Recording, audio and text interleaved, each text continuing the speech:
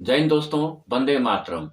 22 जनवरी को रामलला का प्राण प्रतिष्ठा होना है, जहां पूरे देश में एक तरह से धूम मची हुई है। हर एक बच्चा बच्चा के मुंह पे जय श्री राम का नारा गूंज रहा है। 500 साल के बाद राम भगवान भारत में पधार रहे हैं एक तरह से। लेकिन वहीं बहुत ऐसे राज्य हैं, बहुत तो नहीं बोल सकते, कुछ एक गिनती के रूप में आते हैं, जहां की भगवान राम के भजन के ऊपर 22 जनवरी को बैन लगाया जा रहा है और कुछ और ही एक प्रकार का नौटंकी करने जा रहे हैं। बंगाल बंगाल जो कि धीरे धीरे कश्मीर बनता जा रहा है, जहां की राम भक्तों का कोई वैल्यू नहीं रह गया, ना आप हिंदुओं का कोई वैल्यू रह गया है। पहले ममता बनर्जी सरकार जब सरकार में नहीं आई थी, जब बुद्धदेव भट्टाचार्य की सरकार कम्युनिस्ट की थी वहां पे, तो वो पूरे राम भक्तों के सनातनी गाना गाते थे, राम भक्तों के साथ रहते थे।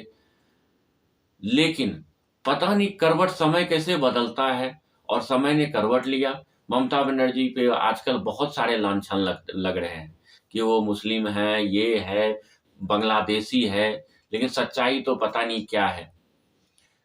उनका एक मेयर है कलकत्ता में, जिनका नाम है हमीद फिरहाद हकीम, कलकत्ता का मेयर। अब देख लीजिए, जहां की जनसंख्या 60 से 65% हिंदू है, उनसे एक दक्षिणी कलकत्ता में एक समिति है, काली घाटी नाम का जगह है, वहां पे काली घाटी सेवा समिति है, जिन्होंने राम भगवान का भजन करने के लिए 22 जनवरी जिस दिन प्राण प्रतिष्ठा है, उस दिन उनसे आदेश मांगा राम भजन के लिए। वहां के मेयर साहब ने मना कर दिया। 2 दिन तक पहले लेटर अपने पास रखा। उन्होंने, कहा जाता है, मुख्यमंत्री से पूछा, ममता बनर्जी के पास बात जाना था, उन्होंने सीधा मना करवा दिया।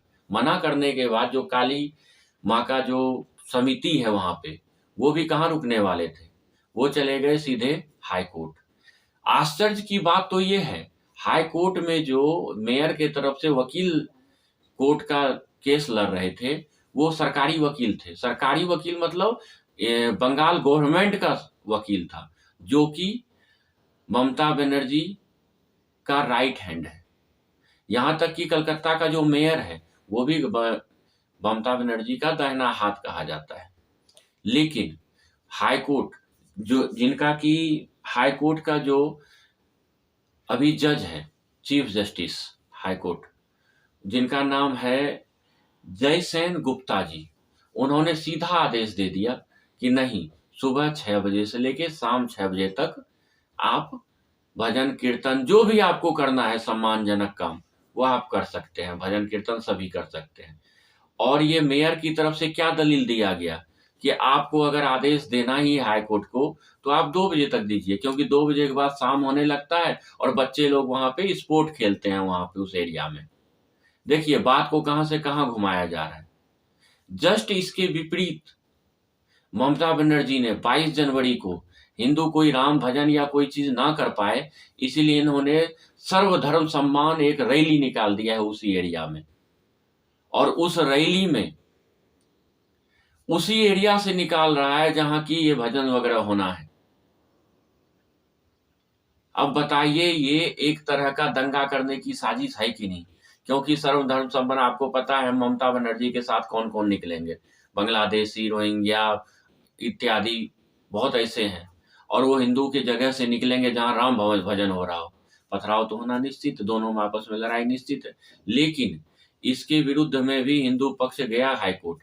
तो हाई कोर्ट ने, अब बंगाल की सरकार मुख्यमंत्री है, उनके रैली पे तो रोक नहीं लगा सकता, लेकिन उसको सख्त इंस्ट्रक्शन दिया है ममता बनर्जी को कि कोई भी जुलूस में आपका झगड़ा, लड़ाई या पत्थरबाजी नहीं होना चाहिए, कोई भी दंगा नहीं होना चाहिए।